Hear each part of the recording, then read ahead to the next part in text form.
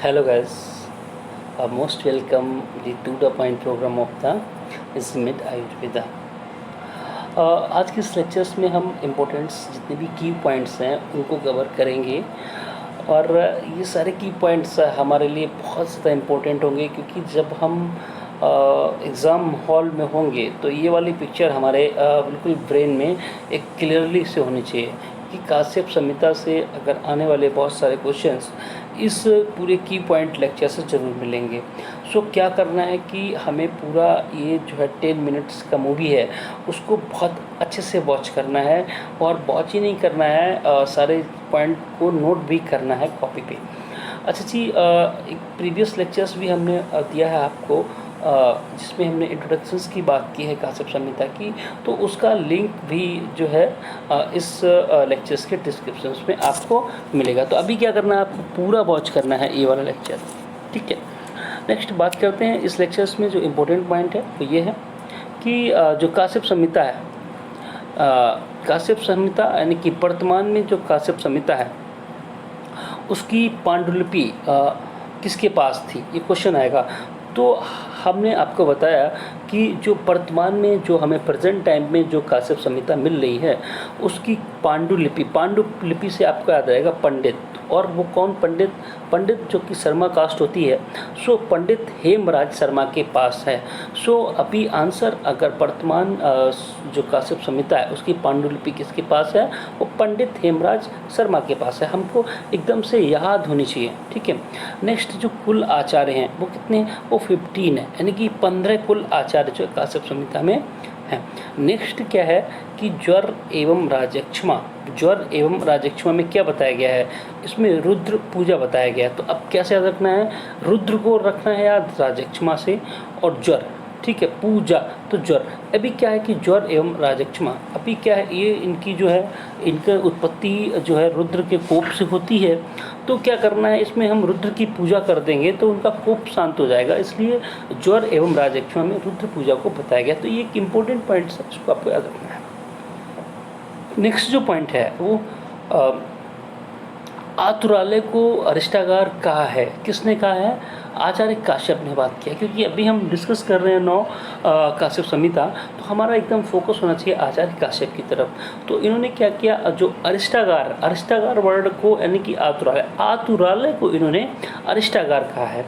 और वहीं पे सुश्रुत की बात करेंगे तो सुश्रुत ने सूतिकागार को अरिष्टागार कहा है। अब हमें याद कैसे रखना है, भाई देखो सुश्रुत से सूतिकागार, तो अगर अरिष्टागार की बात आती है तो सुश्रुत से हमें क्या रहेगा, सूतिकागार। और अगर बात करेंगे हम आतुरालय की, तो आतुरालय को अरिष्टागार कहा है काश्यप ने।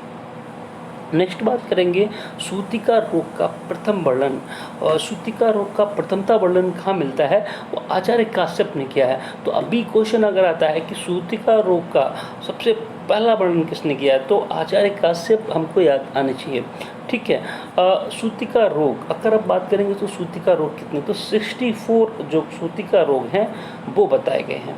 प्रधान सूतिका रोग क्या है, तो ज्वर को प्रधान सूतिका रोग आचार्य काश्यप ने माना है, और उन्होंने कितने बताए, 6 जो इसके भेद बताए। तो 6 टाइप का जो ज्वर है उसको प्रधान सूतिका रोग जो है आचार्य काश्यप ने माना है।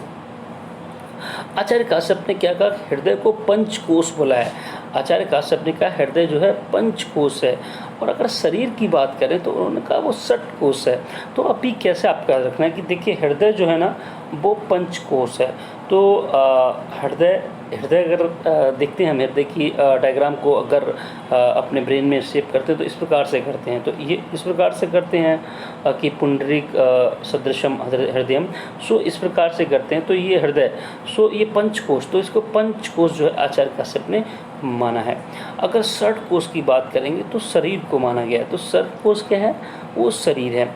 नेक्स्ट जो है आयुर्वेद को पंचम वेद का है। देखिए हृदय को पंचकोश और आयुर्वेद को पंचम वेद, आयुर्वेद को पंचम वेद जो क्या है वो आचार्य काश्यप ने कहा है। और आयुर्वेद जो है अथर्ववेद का उपवेद है, ऐसा माना है आचार्य काश्यप ने।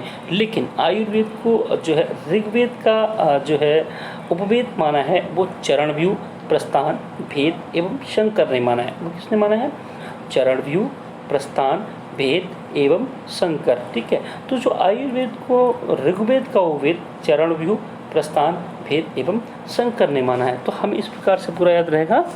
नेक्स्ट जो बात करेंगे हम कषाय कल्पना के बारे में। ठीक है, कषाय कल्पना के विषय में बताया गया है।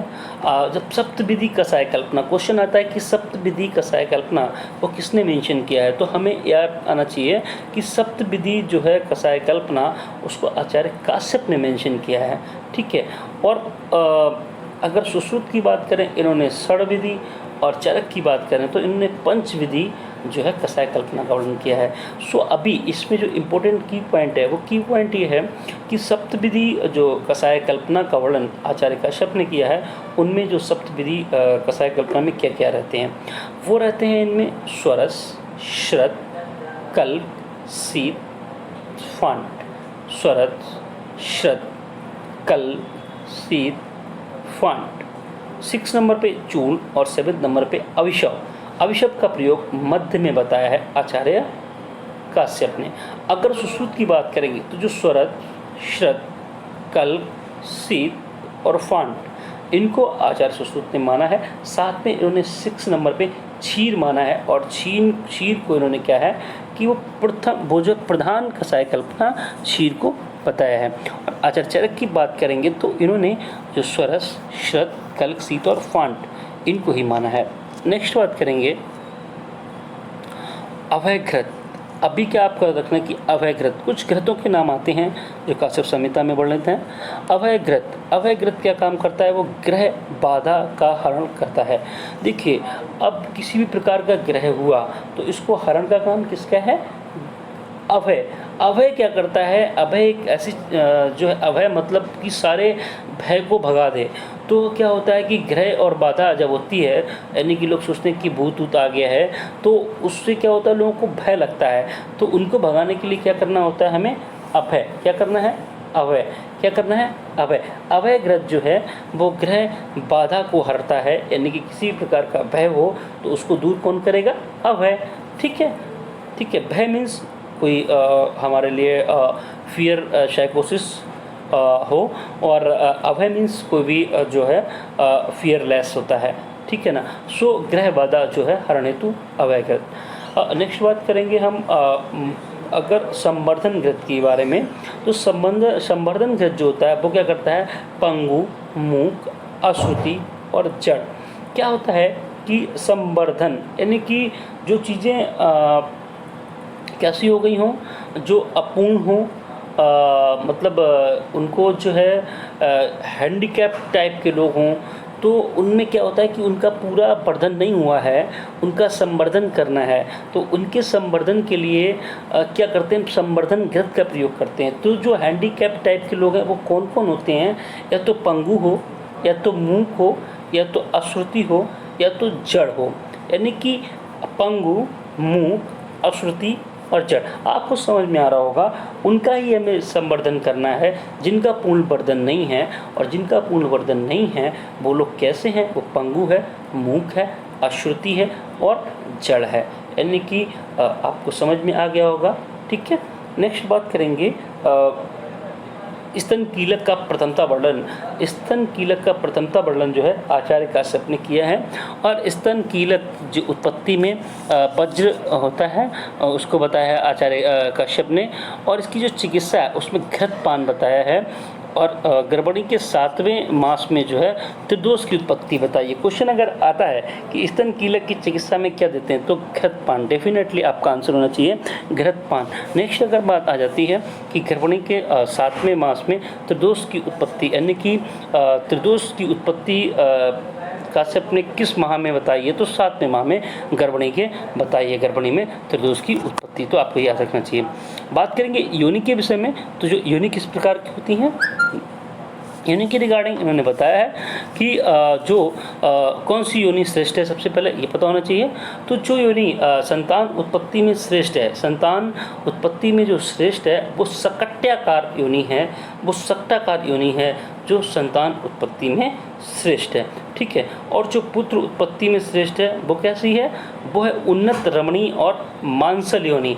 ठीक है, और जो पुत्री उत्पत्ति में श्रेष्ठ है वो मध्यम निर्वाणी योनि, सौभाग्य में जो श्रेष्ठ है वो पीना है, दुर्भाग्य में जो श्रेष्ठ है वो सूचीमुखी है।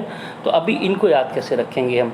तो कुछ संतान उत्पत्ति, तो संतान से सकटाकार योनि जो है संतान की उत्पत्ति में श्रेष्ठ है। अब संतान भी कैसी है? या तो पुत्र है या पुत्री। तो पुत्र की उत्पत्ति में कैसा है? उन्नत हो। कैसी हो? उन्नत हो, रमणीय हो, और कैसी हो? मांसल हो। ठीक है, वो कैसी होती है कि पुत्र का जो है पुत्र जो है किसमें रमता है? मांस में रमता है। ठीक है ना, तो रमणीय, मांसल। ठीक है ना, तो अभी पुत्री उत्पत्ति में श्रेष्ठ कौन सी है? मध्यम और निर्वाणी योनि। तो मध्यम और निर्वाणी योनि जो होती है वो होती है पुत्र उत्पत्ति। अब सौभाग्य में श्रेष्ठ पीना योनि है, तो कैसे याद रखना है? और दुर्भाग्य में श्रेष्ठ सूचीमुखी है, सो कैसे याद रखना है? देखो, दुर्भाग्य है इसलिए सूचीमुख है, इसलिए उसका दुर्भाग्य है, क्योंकि सूचमुख है उसका दुर्भाग्य है। अगर वो पीना है, पीना यानी कि पीना मतलब ये सौभाग्य है, हम पी रहे हैं तो सौभाग्य। इस प्रकार से आपको याद रखना है। नेक्स्ट बात करेंगे कुंडलिनी चक्र का वर्णन किसके अंदर, कहाँ किसने किया है? कुंडलिनी चक्र का वर्णन आचार्य कश्यप ने किया है, और इसके अंदर रहता क्या है? गर्भाशय। बात करेंगे अब कुछ यज्ञों के बारे में, सब इम्पोर्टेंट्स यज्ञ। सो यज्ञ में सबसे पहले कौन सा? मारुति यष्टि यज्ञ। मारुति यष्टि यज्ञ का जो किस लिए होता है? वो विकृत दंत उत्पत्ति की शांति हेतु जो है मारुति यष्टि यज्ञ किया जाता है। अगर कोई भी दंत में विकृत दंत हैं, उनकी उत्पत्ति हो रही हो, उनको अगर शांत करना है तो मारुति यष्टि यज्ञ आचार्य कश्यप ने मेंशन किया है। आपको ये चीज़ याद रखनी है। बात करेंगे हम प्रजापत्य यष्टि यज्ञ की और या फिर स्थालीपाक की। तो इसमें हीन अंग या अधिक अंग उत्पत्ति के लिए क्या करते हैं? प्रजापत्य यष्टि यज्ञ या स्थालीपाक करते हैं। क्या होता है कि जो है हीन अंग हो रहे हैं या अधिक अंग की उत्पत्ति हो रही है, तो प्रजा को इस सही से स्थापित नहीं हो पा रही है। तो ऐसी हम हीन अंग और अधिक अंग वाली इस प्रकार की हमें एक अच्छी प्रजा को स्थापित करने के लिए क्या करना होगा? हमें प्रजापत्य जो है यज्ञ करना होगा। तो इसलिए हीन अंग और अधिक अंग की उत्पत्ति में जो क्या करते हैं हम जो है क्या करते हैं, उनको रोकने के लिए प्रजापत्य यष्टि यज्ञ का या फिर स्थालीपाक का प्रयोग करते हैं। जातहारणी है, उसमें काम यष्टि यज्ञ का करते हैं। तो 3 प्रकार के यज्ञ बताए गए हैं। तो पहले मारुति, नंबर 2 पे प्रसा, and next one is the काम यष्टि यज्ञ। सो इनका प्रयोग काम यष्टि यज्ञ का जाति हारणी के लिए। ठीक है, जाति हारणी में हम काम यष्टि यज्ञ का प्रयोग करते हैं। काम यष्टि यज्ञ करते हैं तो जाति हारणी जो है वो जो जाति हारणी को रोकने के लिए। अभी नेक्स्ट बात करेंगे जाति हारणी कितने प्रकार की है। जाति हारणी 35 होती हैं, और वो 35 जाति हारणी में किस उनका जो क्लासिफिकेशन कैसा है? क्वेश्चन ऐसे आता है कि भाई कितनी जाति हारणी साध्य होती है? तो जाति हारणी जो साध्य होती है वो होती है 16 जाति हारणी साध्य होती है। और वो सॉरी और क्वेश्चन आता है कि कितनी जाति हारणी याप्य होती है? तो 16 जाति हारणी याप्य होती है। साध्य कितनी होती है? तो 10/11। ठीक है, या 10 या 11। और टोटल अब असाध्य की बात करेंगे तो 8। तो अभी क्या है जो भी मिस्टेक हुआ उसको मैं दोबारा रिव्यू कर रहा हूँ, इसको जाति हारणी को। सो जाति हारणी टोटल 35, इनमें जो साध्य हैं वो 10 या 11, 2 ऑप्शन में से कोई आप एक ऑप्शन चुन सकते हैं, चूज कर सकते हैं, सेलेक्ट कर सकते हैं। याप की बात करेंगे तो 16 और असाध्य की बात करेंगे तो 8। ठीक है, तो 10/11 होती हैं साध्य, 16 होती हैं याप्य और 8 होती हैं असाध्य। ठीक है, अभी स्वेदन की बात करेंगे। स्वेदन के विषय में बताया है काश्यप ने जो है अष्टविधि स्वेदन का वर्णन किया है। काश्यप ने क्या किया है? अष्टविधि स्वेदन का वर्णन किया है, और इसमें इन्होंने जो है उदरशूल में जो प्रयोग बताया है, 2 प्रकार के स्वेदन बताए हैं। दोनों का प्रयोग जो है उदरशूल में होता है। एक तो होता है हस्त स्वेद जो कि 4th मंथ तक होता है, और जो पट स्वेद जो होता है वो 6 ईयर के बाद होता है। तो आपको याद रखना है अष्टविधि स्वेदन का वर्णन किया है आचार्य काश्यप ने, और 4th मास तक जो है हस्त स्वेद और पट स्वेद का जो है 6 ईयर्स के बाद। इस प्रकार से आपको ये याद रखना है। नेक्स्ट बात करेंगे हम चतुष्पाद के रिगार्डिंग। जो चतुष्पाद हैं वो कितने बताए हैं? चतुष्पाद जो हैं काश्यप ने बताया है, उनका किस प्रकार से क्रम है, शेड्यूल है, वो आपने देखना है। तो विषक, द्रव्य और रोगी एवं उपस्थाता। तो विषक, द्रव्य, रोगी एवं उपस्थाता जो है काश्यप ने मेंशन किया है। आचार्य देखिए, चिकित्सा के चतुष्पाद के 4 नाम यही है, लेकिन इनकी सीरियल को देखना है कि किस आचार्य ने किस नंबर पे किसको रखा है और कौन सा श्रेष्ठ है। तो विषक, द्रव्य, रोगी एवं उपस्थाता यानी कि BDRU यानी कि विषक, द्रव्य, रोगी और उपस्थाता काश्यप ने बताया है। भागवत ने विषक, द्रव्य, उपस्थाता और रोगी सबको पता होता है, ये सीरियल होता है। सुश्रुत की बात करेंगे तो इन्होंने विषक, रोगी, द्रव्य और उपस्थाता को बताया है। और भेल की बात करेंगे तो इन्होंने द्रव्य, उपस्थाता, रोगी और विषक को बताया है।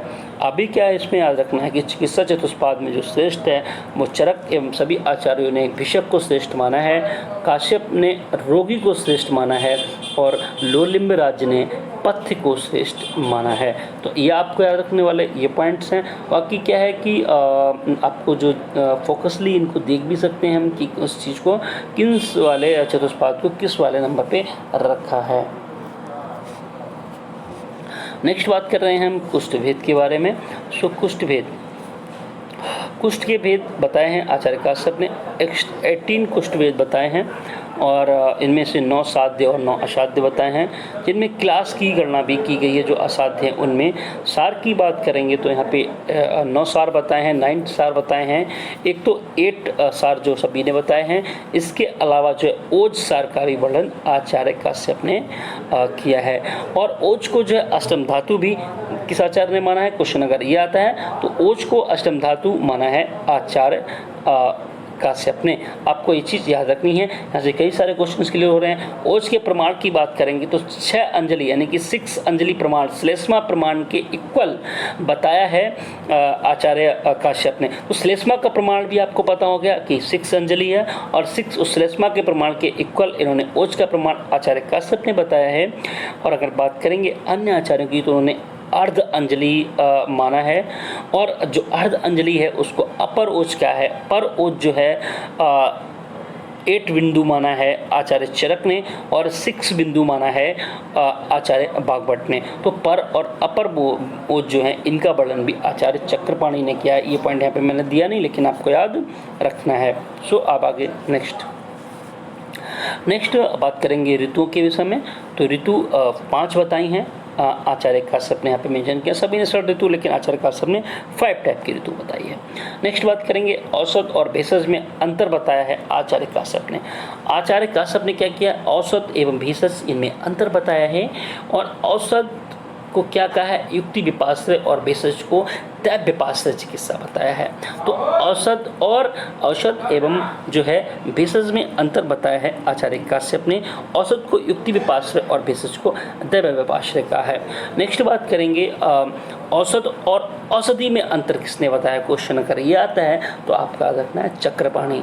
चक्रपाणि चक्कर लगाने वाली बात करते हैं। इन्होंने क्या किया? औषध और औषधि बोला है, 2 वर्ड बोले हैं, औषध एवं औषधि, इन्होंने चक्रपाणि ने बताया है। अगर आहार को महाभैषज्य कहा गया है, आहार को महाभैषज्य आचार्य काश्यप ने कहा है। और महाऔषधि की बात करेंगे तो आचार्य भेल ने कहा है। ये आपको याद रखना है, एक इम्पोर्टेंट पॉइंट है। अगर क्वेश्चन ऐसे आता है कि महाऔषधि किसे कहते हैं तो आहार को कहते हैं। किसने बोला है? भाई भेल ने बोला है। ठीक है, भेल महाऔषधि बोलते हैं आहार को और महाभैषज्य बोलते हैं आहार को आचार्य काश्यप। और बात करेंगे महारस क्या है? तो महारस है जल, पहला तो ये। नेक्स्ट वन, उसको मेंशन किसने किया है? महारस किसने बोला है जल को? वो बोला है भेल ने। ठीक है, नेक्स्ट बात करेंगे औषधि निषेध के बारे में। तो गर्भिणी में औषधि निषेध, औषध निषेध गर्भिणी में कब होता है? ये क्वेश्चन है। तो 8 मंथ तक जो है आचार्य चरक ने बताया है और 4 मंथ तक आचार्य काश्यप ने बताया है। तो आपको ये पॉइंट्स भी आपको याद रखना है। नेक्स्ट बात करेंगे अष्ट आहार विधि विशेष आयतन के बारे में। देखिए जो बताया जाता है कि क्वेश्चन आता है सप्त आहार कल्पना किसने मेंशन किया, तो सप्त आहार कल्पना का मेंशन जो आचार्य भागवत ने किया है, वहीं पे अष्ट आहार विधि विशेष आयतन का मेंशन जो है आचार्य चरक ने किया है। आपको ये चीज़ याद रखनी है और सबको पता भी होता है, लेकिन क्वेश्चन यहाँ पे ये कि आचार्य काश्यप ने यहाँ पे क्या किया, आखिर उन्होंने चतुर्विंशति आहार कल्पना का वर्णन किया। तो चतुर्विंशति का आहार कल्पना का वर्णन आचार्य काश्यप ने किया है, और उसके बिल्कुल जस्ट अपोजिट की बात, उनके जस्ट हाफ की बात करेंगे तो द्वादश आनंद पर विचारणा जो है आचार्य सुश्रुत ने मेंशन की है। तो आप याद रख सकते हैं किस प्रकार से, अष्टाहार विधि विशेष आयतन आचार्य चरक ने, सप्ताहार कल्पना आचार्य भागवत ने, इसका जो है फिर द्वादश आनंद प्रविचारणा आचार्य सुश्रुत ने, उसका जस्ट डबल चतुर्विंशति आहार कल्पना का वर्णन आचार्य काश्यप ने किया। आपको याद रखना है। बस्ती प्रकरण की बात करते हैं।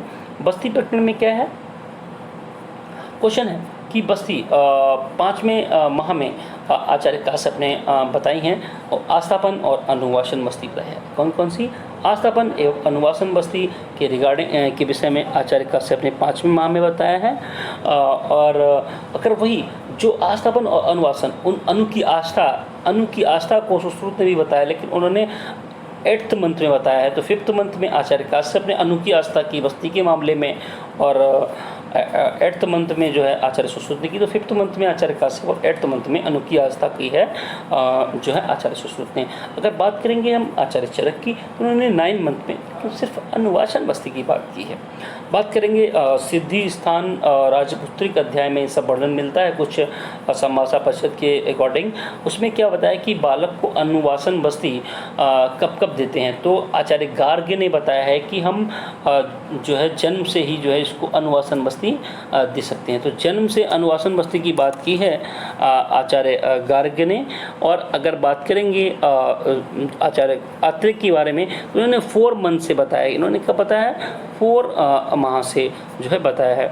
और काश्यप की बात करेंगे तो क्वेश्चन यहाँ पे काश्यप संहिता पढ़ रहे हैं, तो काश्यप तो इन्होंने बताया कि 1 वर्ष में अधस्तनो वक्ता, ठीक है ना, अधस्तनोन वक्ता यानी कि अधस्तन उन वक्ता, ठीक है ना। तो अधस्तनोन भोक्ता वर्ड अगर आता है, अधस्तनोन भोक्ता वर्णन अगर आता है, तो आपका देखना है आचार्य काश्यप के बारे में। इन्होंने क्या बोला, 1 वर्ष यानी कि 1 वर्ष में। लेकिन पाराशर क्या करते हैं, पाराशर का पारा चढ़ गया, इन्होंने 3 वर्ष में बताया। लेकिन फेल तो इनके भी गुरु निकले भाई, इन्होंने तो 6 वर्ष में बता दिया इसका पढ़न। तो बताया है कि बालक को अनुवासन बस्ती कब देते हैं। तो इस प्रकार से अपना आँख बंद करके एक बार रिवाय कीजिए। गार्ग्य ने जन्म से बताई है, गार्ग्य ने जन्म से बताई, इस प्रकार से बोलिए।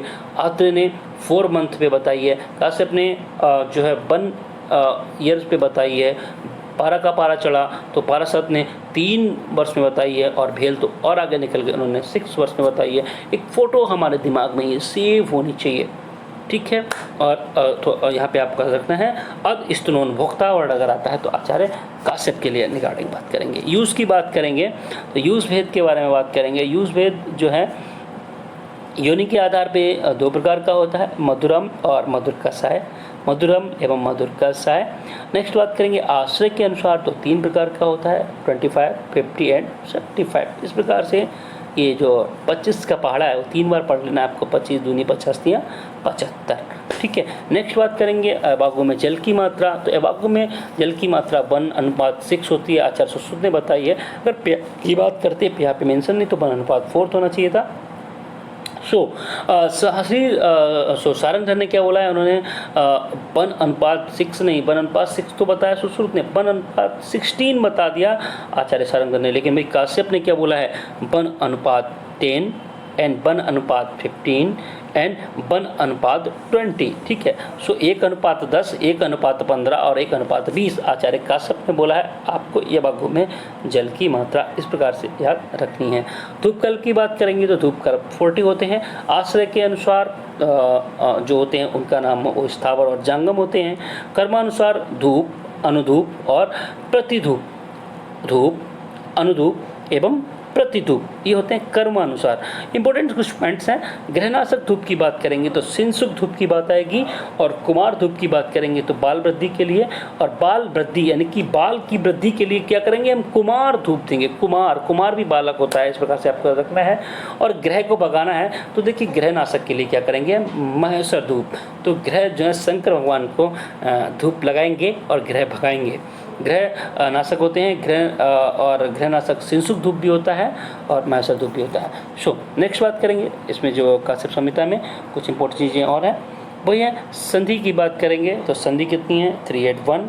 सुश्रुत ने कितनी बताई हैं 210, आपको याद होने चाहिए, यानी कि 210। 381 सुश्रुत आचार्य काश्यप ने बताई हैं। कंडराओं की बात करेंगे तो उन्होंने 14 बताई हैं, आचार्य सुश्रुत ने 16 बताई हैं। कूर्च की बात करेंगे तो 42 सुश्रुत ने बताई हैं 6। प्रत्यांग की बात करेंगे तो काश्यप ने 87 बताए हैं। चरक की बात करेंगे उन्होंने 56 बताए हैं। कुच्छ की बात करेंगे तो त्रिविध प्रकार की कुच्छी चरक आलाचार्य ने बताई, लेकिन हमारे बागभट्ट जी और काश्यप जी थोड़े ज़्यादा समझदार थे, इन्होंने कहा नहीं भी 4th टाइप की कुच्छी होती है, 2 प्रकार में सॉलिड रहता है, 1 टाइप में लिक्विड रहता है, एक में गैस रहती है। और नेक्स्ट बात करेंगे षटकल्प के बारे में। तो षटकल्प के विषय में इनको कैसे याद रखना है, षटकल्प में रहने वाले जो कंटेंट होते हैं उनको याद रखना है। वो कौन कौन से होते हैं, वो होते हैं हरितकी, चक्षुष्या, रसांजन, पुष्पक, कथक और रोच्य। ठीक है, हरितकी, चक्षुष्या और रसांजन, पुष्पक, कथक और रोच्य। इनको याद रखने का जो निमोनिक्स है वो बहुत ही अच्छा है। हरि के चक्षुओं में रस का अंजन पुष्प की तरह रसता है। हरि के चक्षुओं में, देखिए हरि के, मैं तो भाई कान्हा जी वाला हूँ, और कान्हा जी मतलब हमारे लॉर्ड हरि। तो हरि के चक्षुओं में क्या होता है, रस का अंजन पुष्प की तरह रचता है। हरि मीन्स हरित की, चक्षुआ मतलब चक्षुष्या, रस का अंजन मतलब रसांजन, पुष्प की तरह मतलब पुष्पक, की मतलब तरह मतलब कि कथक, और रचता है मतलब रोच्य। नेक्स्ट एक चीज़ और है, कुछ इंपॉर्टेंट चीज़ें हैं, जैसे कि जातिहारणी का वर्णन कहाँ मिलता है, काश्यप संहिता में। धूपकल्प का वर्णन कहाँ मिलता है, काश्यप संहिता में। लेहन इंपॉर्टेंट अध्याय कहाँ वर्णन मिलता है, काश्यप संहिता में। स्वर्णप्राशन कहाँ अध्ययन मिलता है, काश्यप संहिता में। फक्रो कहाँ वर्णन मिलता है, काश्यप संहिता में। दंत जाह्नवी कहाँ वर्णन मिलता है, काश्यप संहिता में। वेदना अध्याय मोस्ट इंपॉर्टेंट चीज़ कहाँ मिलता है, काश्यप संहिता में। सो ये जो पूरा लेक्चर्स आपने पूरा वॉच किया, और इस जो इसका इंट्रोडक्शन लेक्चर है वो आपको उसमें मिलेगा। सो अभी क्या करना है, आपको ये पूरे लेक्चर्स को अच्छे से वॉच करना है और एक एक चीज़ को टू द पॉइंट समझना है और उसको नोट करना है। आई होप आपको ये पूरा जो 30 मिनट्स की मूवी हो गई, 10 मिनट्स का मैंने रेशियो लेके चला था, लेकिन ये 30 मिनट्स की मूवी हो गई।